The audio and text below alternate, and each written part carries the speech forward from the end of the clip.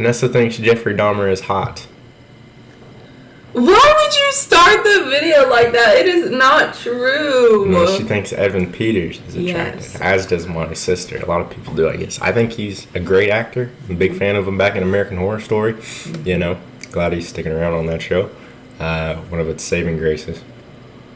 There's very few saving graces. But anyway, we're here to talk about Dahmer today. Coincidentally, also by the same guy that did American Horror Story, right? So, I think it's kind of weird to say that it's a good show. You know, I love watching people getting chopped up and eat. You know, crazy.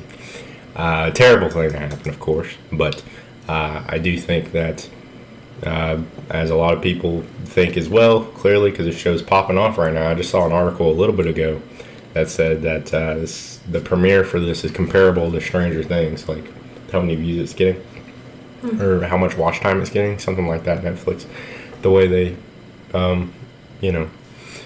determine that. But I thought it was great. I've seen plenty of tellings of Jeffrey Dahmer's story, you know, because there's a lot of them out there, and I think this one is the full package. You know, you get all the different sides of everything that was going on, and I don't think it holds back with showing you like what you want to see too. Like, I mean, you know, I would be so curious. Okay, what was the dad's reaction to finding this out? How did he act? You know, like what was their first conversation like after this happened? And other shows that aren't as, I don't know, detailed or just good at what they do probably would just skip over that with the scene. But no, they sit you down and they're like, yeah, we're gonna let this scene play out. You know, because it's gonna be super interesting to see. So.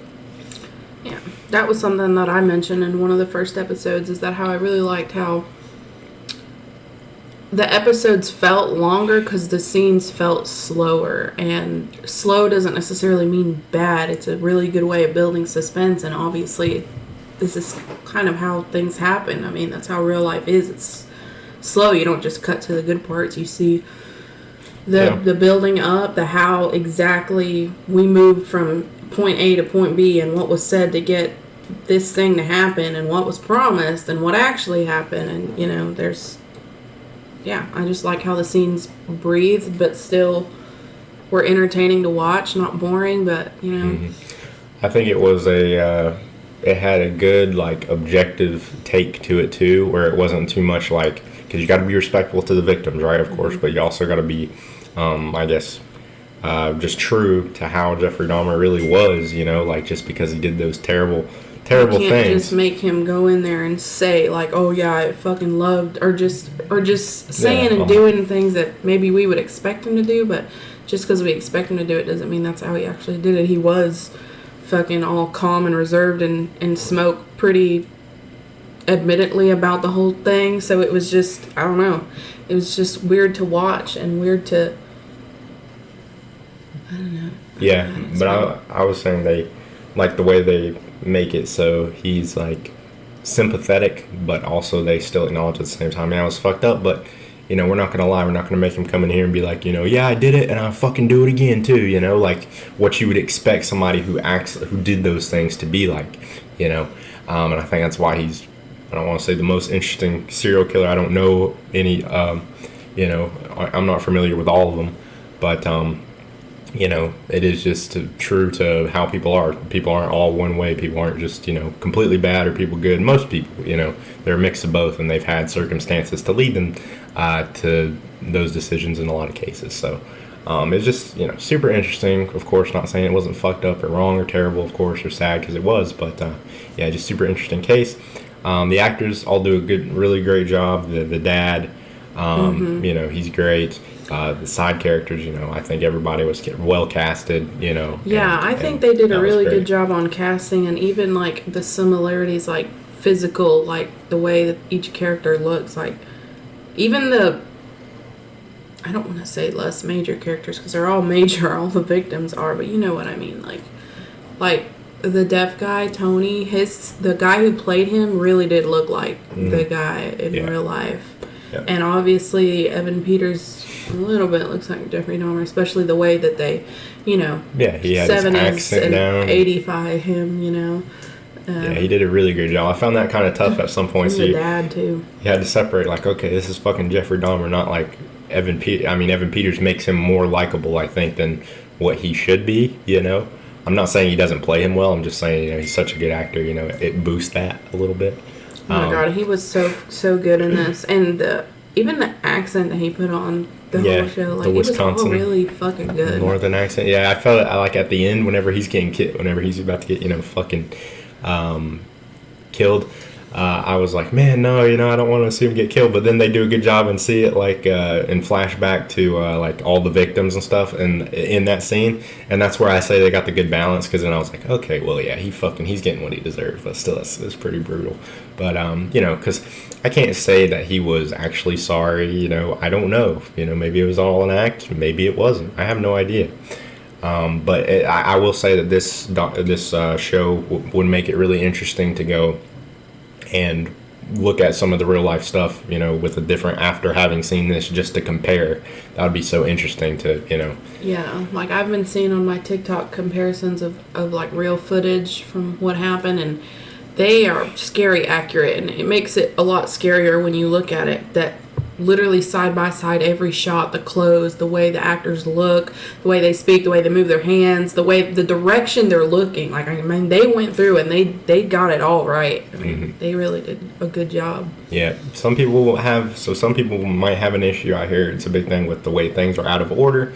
You know, I'm not quite sure if I would have wanted some of that to sync up better with the timeline or not, because it is a little bit messy. However, it is interesting with stuff like this to have, like, okay, we saw Jeffrey's apartment in the beginning. It's a complete wreck. But now at this point, when he's dating Tony, it's clean, you know? So, like, it gives you the anticipation of what's going to go down to make him just fucking, you know, go back to alcohol and a big mess, you know? So it does create that. But it's not so clean. It's a little bit messy episode to episode, but I think it was fine, and I'm sure there was a purpose if you look hard enough for why they did it out of order like that.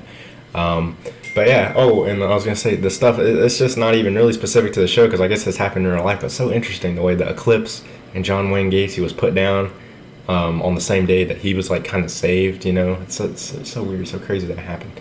Just a little side note there. But, so my, a few little complaints I guess I would have with this would be, I did not really, it's not a complaint. I understand why they did it, but sometimes you can tell, like, whenever they're trying to, like, do respects to these real life people, or just put out information like that, and it takes you out of it just a little bit.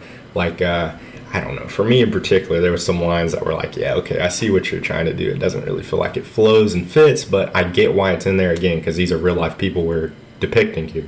But, like, with, you know, I don't know, grandma, whenever they have the grandma be so nice to the boy and, like, make a point to, okay, grandma's not racist, guys, you know, or, you know, the mom, okay, mom is okay with the kid being gay, guys, you know, and, but that again can be excused, or, you know, Jeff's dad still loved him, still forgave him, you know, just certain ways you can tell when the dialogue was trying to be a little bit unnatural, just to fill the cover their bases on these people in real life. And probably my biggest thing, I'm not saying that this woman wasn't nice and caring, or it wasn't fucked up that the police didn't do further investigation on that 14-year-old kid, because it was. If I was the parents, you know, I would be fucking through the roof about that. You know, my God, I would. But when it comes to the lady who lived next to Jeffrey Dahmer, I feel like they victimized her in this too much, or, you know, her, like, not being able to sleeping out in the hallway. Maybe I'm just not quite that sensitive, but I did feel like at times they focused on her and her problems with it too much. Again, I'm not saying it's not terrible, right? That she wasn't listened to by the police or whatever. I don't know. I think it's probably a woman thing. Probably a mother thing, too. I don't know, but it felt like she was kind of, like, I told her, it was like a perfect example. The last scene of the show would have been great just to have Jeffrey's box burn up and leave it at that. But my overall problem, one of my only complaints with the show, which it's not that bad, but is the way they keep throwing this lady in there. Yeah, she's over there, she's fighting for the park, you know, she's doing the right thing, you know, building her up, which I'm sure she's a very nice lady. Again, terrible thing that happened, but it just felt a little bit too preachy, or a little bit too much putting victim on her, you know, for me.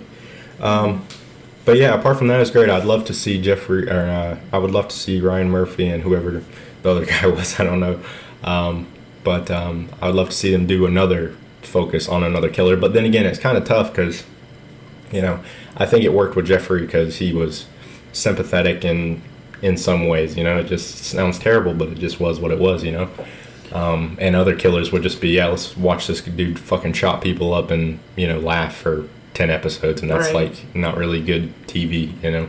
So maybe I'm sure there's other serial killers they could do. But yeah, was there anything else you wanted to? All right. So yeah, that's what we thought. Let us know what you thought about it, and we will see you in the next one.